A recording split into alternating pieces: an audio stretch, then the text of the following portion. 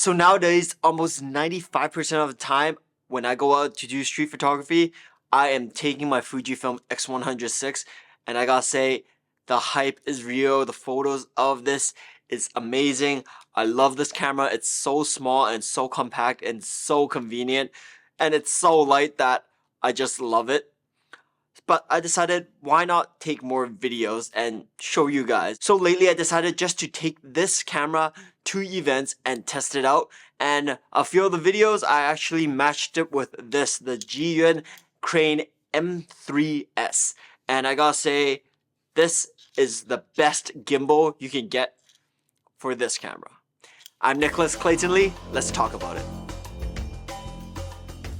So I gotta start off by talking about the camera. I gotta say, the video features are a lot better than what you normally expect from a compact camera. When I saw the specs when this camera came out back in February, I knew what the camera would be capable of, but I just wanted to test it out myself. So with this camera, you can actually shoot at 6.2K at 29.97p, which is pretty much 30 frames per second. And there's also a 4K HQ, which you can also shoot at 30 frames per second. But there's also a 4K at 60 frames per second. So using that timeline, you can just slow it down in post and it will be a slow motion shot. Or if you really like slow motion, you can shoot 1080 at 240p. So you actually have a lot of things to play with, and there's a lot of dynamic range. I obviously would stick to 4K at 60 frames per second or 24 frames per second. I actually didn't even use the 4K HQ or the 6.2K because I know the video I'm shooting of this is just gonna be for Instagram or just content. So I knew that I didn't really need super high quality videos, so I didn't even want to waste that much battery and that much memory. So I just stuck to 4K at 60, and the video, I gotta say, they turned out pretty nicely. Another reason why I chose to shoot at 4K 60 is because there's not as much of a crop as when you shoot at 4K HQ and at 6.2K. Those crop is 1.23, whereas the 4K 60 is 1.14 crop. If you shoot at 4K 24, there is no crop at all, which I do use just to shoot people, but I tend to stay on 4K 60. It's because I can adjust whether or not I want to play this in slow motion or not. So it was just a minor test. It is depending on your personal experience or what you like, but I stuck at 4K 60 for a majority of the time. There's also two F-logs in this, F-log 1 and F-log 2. The bad thing with the F-log 2 is the minimum ISO you can shoot at is at 1000, which is really high. So when you're in really bright situations, you really do need to get the ND filter, which this does have, but it's only 4 stops, so you would want to get an extra ND filter, but it's still really good. I honestly shoot a lot of it still on F-log 1. This video right now is shot on F-log 1, and I think it's actually good enough.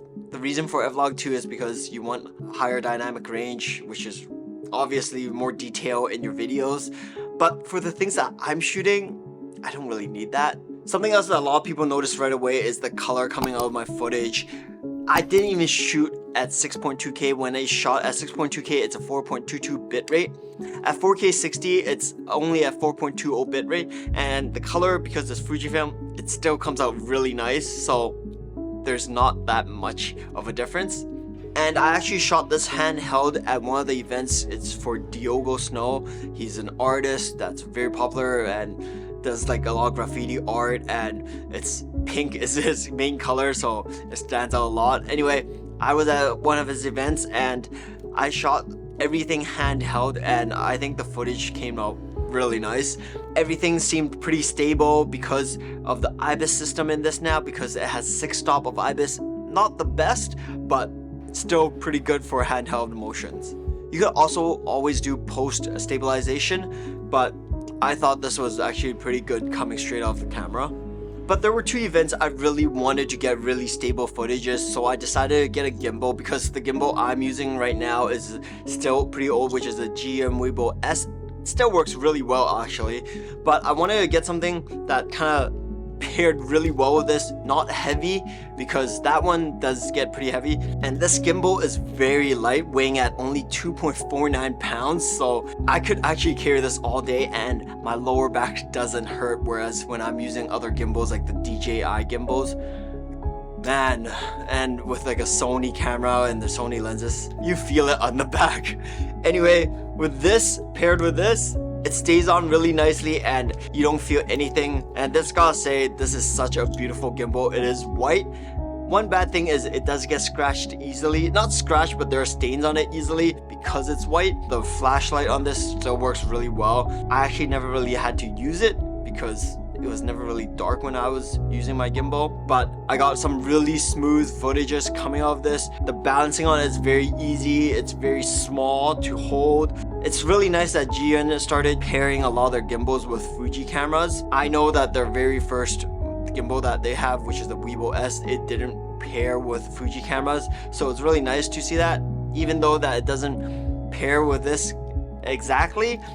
But it does pair with the X-H2S, but I found that the X-H2S was actually a little too heavy for this, especially when I started using the Filtrox 13mm f1.4 lens. It does get a bit heavy, and I find that the gimbal is a bit too small because there's not enough width for the gimbal to stabilize that easily. Other than that, this is very easy to use, very easy to understand. The screen on this is very simple and looks really nice. I love Zhiyun gimbals. I always find them better than DJI's. It's not that good of a thing to say, but I think that it's nice that they give you extra handles. And for this one, this gimbal is really nice because I can just put the handle here as well, and then I'm just like holding it like this, so it's even more stable. So it gives you like a lot of other options, whereas the DJI one, you have to actually buy external like handles and stuff, which I don't know, not a huge fan of, because if you have an extra handle, the footage just become a lot more stable. Anyway, I just wanted to let you guys know, if you do plan on getting this camera, I know it's still really hard to get right now, you can still use this camera for videos. It's not just a photo camera, so if you're just out on the street and you want to shoot some videos, you can consider getting this. You don't always have to use your iPhone. Shoots beautiful. Handheld still works really well. If you want more stable, get a gimbal, and I highly recommend this one. This is all you pretty much need for street photography. You don't really need anything more because this is a 40 megapixel camera. If you want, you can zoom in and the photo will still be usable. And majority of us are still posting videos and photos on social media networks, so we aren't gonna blow the photos up that big. But if you do decide to blow the video or photo up really large, this still works really well. Anyway, I hope you guys enjoyed this video. Please let me know what you guys think. Thanks, and I'll see you guys next time.